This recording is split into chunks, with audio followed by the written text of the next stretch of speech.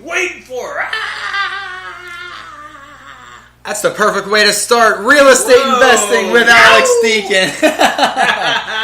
Yeah. We are here. Yeah, everyone. Thank you.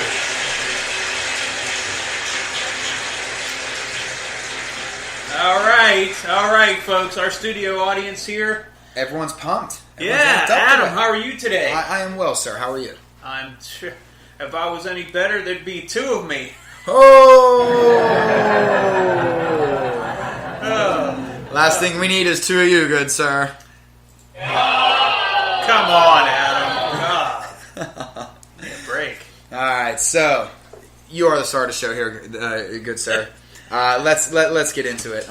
Or we can just keep playing with the soundboard. But we can do either one. What do you mean soundboard? We actually have a studio audience here. The audience. Right, audience? Let them know. There we go. Yeah. They're slow to draw today. They need some. Come on, clap with me, clap. Ready? Go. Yeah! Woo! We're pumped up for this one. Okay. And I think I know why they're excited today. Why? We're talking about staging. Oh yeah, we're staging, putting your best foot forward. Putting our best foot forward. Right. Beautiful. Good topic today. Well, what it actually is staging, Adam? What in your mind, in your immense knowledge and super high intellectual realm between your ears, what does staging mean to you? Getting the house so that aesthetically it gives people an idea of what it would look like if somebody lived there. So what you're doing is you're staging. Okay, do you have any idea what aesthetically means? Right, crowd? Did you just made that up? Totally just made that up. Did you? Okay. Yeah. No, I actually think that's a very good point, Adam. Aesthetically pleasing is a good way of putting it. Okay, so, there we go. Very good job. Aesthetically good pleasing. job there. Yes. But this is for just different ways that when you're getting ready to sell it and different things. That is correct. So we're going to talk about staging and when do I stage a house, when don't I stage a house, if you're in Pittsburgh. When do you put window dressings on the house? When do you put certain color schemes in the house? Do you put plants? Do you put furniture in the house? Do you stage the bedroom? Do you just stage the kitchen and the bathroom? A lot of times it depends on the budget, depends on what price range the house is in, and how quickly you want it sold. Different variables. But we'll also talk about paint colors, and this has to do more with flipping than renting. Although you can lightly stage rentals. Typically what you might stage the kitchen and the bathroom. Okay. And maybe put a few things in. Like, let's say you have a 40-unit apartment building. You might stage really nicely one unit. And that's the unit you're always showing. And, this way you don't have to intrude on other tenants because all the units are the same. Right. That type of thing. But okay. In most cases, we all don't have a 40-unit building where all the units are the same and we can stage one unit. But this is more towards flipping houses. And I would imagine you would probably put a lot more time into staging if it was a luxury property versus just a standard property too, correct? Yeah, yeah, absolutely. I mean, you don't typically stage an $80,000 house. Okay. Although, we have done that. Okay. But typically, you're right. You'll spend more money staging a $200,000 or $1 million house than you would on an $80,000 house. So we can discuss maybe, first of all, paint colors and picking out cabinets and things like that. Now, this is just my opinion, so everybody has a different opinion on what paint colors work best. Right now, beige was in, and it seems like a gray's in now, like a light gray. So we've been using a lot of grays in our interior colors. We typically go with a white ceiling, flat white ceiling. We will, in most cases, use a semi-gloss white trim, and then our wall color, which would be a tan or a gray, something that's neutral.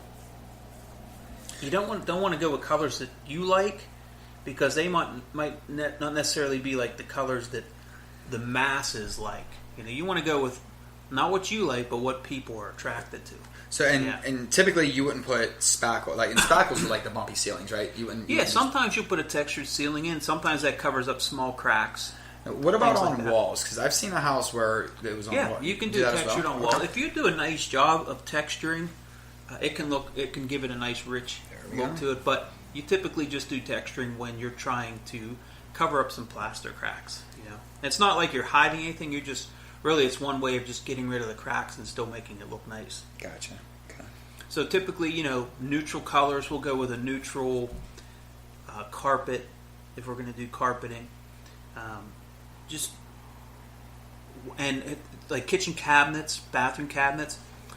In most kitchens, it's safe to go with white. Mm-hmm. They say white is right because it's always white's always going to be in, right? Right. But sometimes a dark cherry looks good. I know one of my partners, he likes to use the dark cherry cabinets, and they always look good, and they always seem to be in style. I like dark cherry. Yeah, so you stick with the things that sell. You stick with the colors that people want to see. And how do you figure out what those are? I mean, you could probably look at a lot of different magazines and look at a lot of things online and kind of get a feel for what's in right now. Another place you can look is like new home construction. I mean, those folks are usually on top of like a big tract builder like Orion Homes and Miranda. They're using professional staging people and interior designers, and they're typically on top of like what's in and what's not right now. So you get a lot of ideas by walking through models and looking at their websites and stuff. So and they usually have homes that are staged too. Yeah. They'll typically bomb out their staging. Like their model home usually has all the upgrades. It'll have crown molding. It'll have the nicer flooring. It'll have the granite countertops. It'll have the upgraded cabinets. It'll have the bigger, larger bump outs to make the room bigger. It'll have the upgraded master bath. Okay. So you can get some really good decorating ideas and color ideas from walking into models. Good. Yeah. Good tip. So I don't know if that's something that a lot of people would think about. You know what I mean? I'm sure it's crossed people's minds, but that's a good tool to use in your toolbox. Yeah, absolutely. I'm not real good at picking out colors, but I know what I like, and when I see it, then I'm like, oh, okay, I'm going to do it just like that, because I'm not real creative when it comes to the color thing. I'm always neutral on all my flips, but it works. It does work. So when do you want to use staging? Staging could be, now we do light staging on some houses. Like I sold a $110,000 house recently, and what we did was we put like a small dining room table in, with just a couple chairs, like tall ones, like a tall table, with maybe some place settings. You might have a plant in the corner, an area rug. The living room might have an area rug and maybe like a small like couch table against the wall with some plants and things on it and some pictures on the wall. The kitchen might be staged with some cookie jars and maybe like an open book for recipes, right there, and you might have some matching pots on the stove, things like that. And the bathrooms might have matching flooring that matches the shower curtain, that matches maybe the soap dish, and you might have, what I'm saying, just little light stuff like that you can buy for cheap, and you can just move it from house to house. Right. We do that a lot. Okay. It's inexpensive and it does help. Especially if you're sticking with the same paint combinations, typically you're able to reuse everything for different staging aspects too. So we'll lightly stage a lot of our homes. Occasionally, when I do get a bigger listing, like you had mentioned, when it's a higher price, and maybe you just want to go that extra mile, you might spend a couple $1,000s on staging. I mean, you can't do that. It's worth it though. Yeah, certain situations. How stagers usually work is you'll give them, let's say, $1,000, and they'll stage the living room, the dining room, and this is with furniture. They might put a couch in there, a table, a recliner seat. Feels like somebody actually lives there. And then they'll charge you a per month fee just to have the stuff there. So if your place sells in 2 months, it's 2 months. If it's sitting on the market for a year, you're paying 12 months of renting the staging equipment, and then you'll pay them to remove it. Okay. So it might cost you a total of $1,200 to $3,000. I guess if you're doing like bedrooms and Right. you want to go all out. But staging does it definitely helps. And sometimes you want to stage something that, like, let's say the bathroom feels small. Like we sold a house recently. The bathroom was really small. It was overly small. So what we did was, to make it feel bigger, we went with a smaller toilet.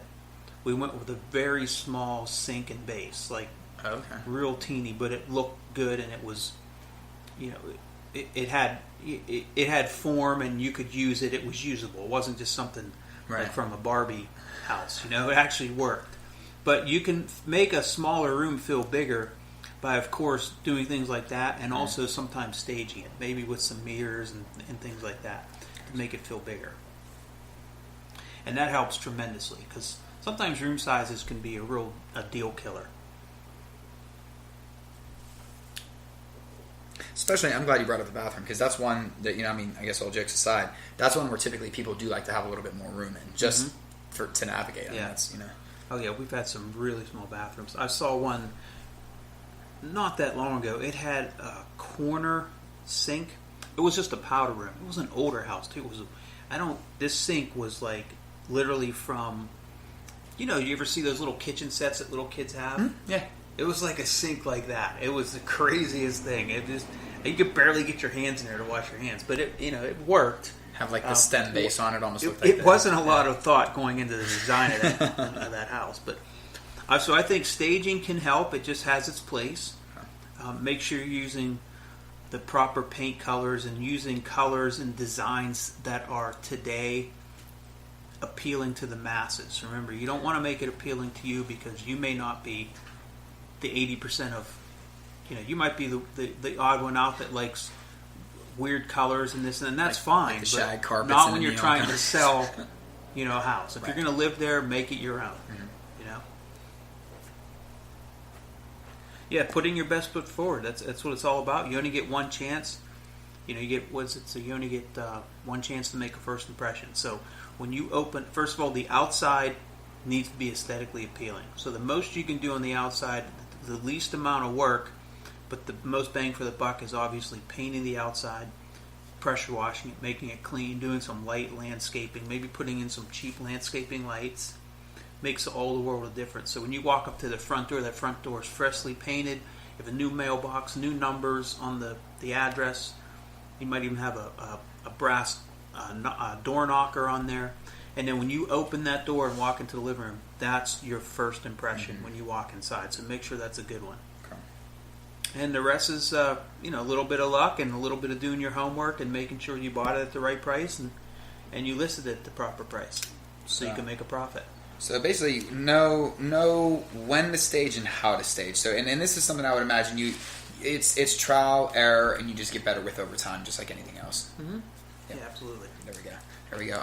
Alex, anything else you want to sprinkle on top of this one? Because we went from, we just went from open houses. Obviously, we're not big fans of open houses, but staging is definitely important. So we want to make sure that's very clear. Open houses we weren't as big on, but staging is essential. So we sell a lot of real estate here at DHRE, Deacon of Real Estate Advisors, and like I said, agents are, when you hire an agent, you're hiring them for their expertise and their advice and their guidance, holding your hand, walking through the process of getting the house under contract and closing and making the right decisions.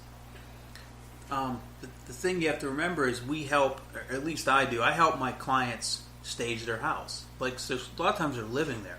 So you have to give them suggestions like, you have to, and sometimes I have to be honest with them. Look, your house is kind of smelly. Okay? And you literally have to, if you want someone who's honest and who's going to help you sell your house for most of my money, you pick the right person. If you want someone who's just going to be a yes man or yes woman to you, it's not really doing you any good now, is it?